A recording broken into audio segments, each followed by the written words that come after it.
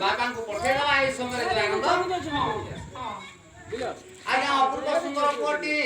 ଦେଖିଲା କିଏ ରଙ୍ଗବତୀ ବିଚାର କଲା ଏ ଅପୂର୍ବ ସୁନ୍ଦର ପୁଅଟି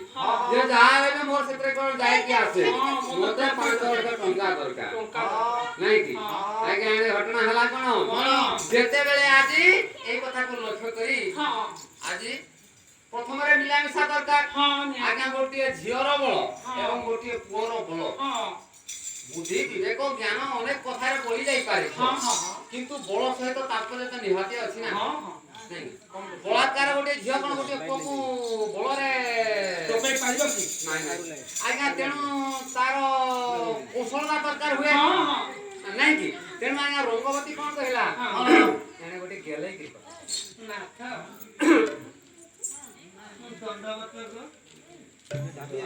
ଆଜି କଣ କହୁଛି ରଙ୍ଗବତୀ ଆଜି କେଡେ ଗେଲେ ଗେଲେ କୋରେ ବାଫାସିଆର ଝିଅ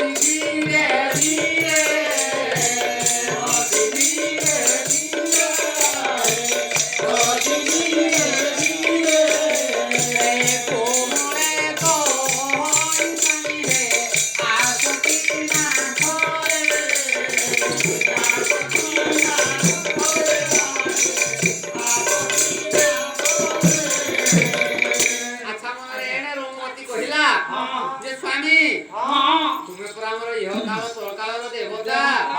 ନାଇଁ କି ତେଣୁ ଆହୁରି ଗୋଟିଏ କଥା 5 ଲକ୍ଷ ଟଙ୍କା ଧରିଛି ନା ସ୍ୱାମୀ ବୋଲି କହିଦେଲେ କଣ ବାସ୍ତବିକଟା ହେଇଯାଉଛି ଆଚ୍ଛା ଆମର ସେ ଭାଇ ଜଣଙ୍କର ନାଁ କଣ ସେ ପୁଅର ରିତେଶ ଯେତେବେଳେ ଟଙ୍କା ଦେଇଛନ୍ତି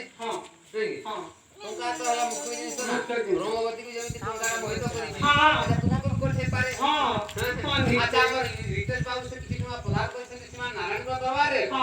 ଆଚ୍ଛା ସେ ପୁଅର କାରୁଷ୍ଠ ଖଣ୍ଡନ ପୂର୍ବକ ଭଗବାନ ତାଙ୍କର ଭବିଷ୍ୟତ ଜୀବନକୁ ଉଜ୍ଜଳମୟ କରନ୍ତୁ ବୋଲି ଆମେ ଦେଖ